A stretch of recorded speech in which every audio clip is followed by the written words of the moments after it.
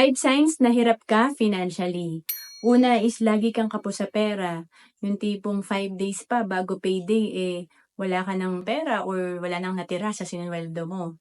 And then pangalawa, hindi ka nakakabayad ng utang. Siyempre pagka nadagdagan ang utang natin, nadadagdagan din ang interest nito hanggang sa hindi na tayo nakakabayad on time.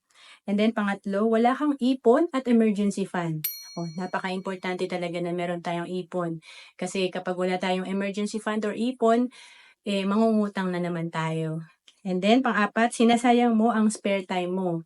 Kung hirap ka sa pera, magsimula ka sa spare time mo.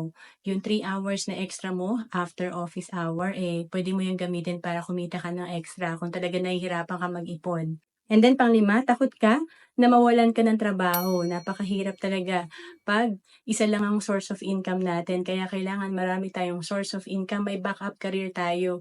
Kasi kapag nawalan tayo ng trabaho, naku, ilang years kaya makakasurvive ang family natin. Yung iba baka 1 month pa lang kapos na talaga. To know more about savings and investment, message mo na ako sa FB, Roanne Celis Capistrano.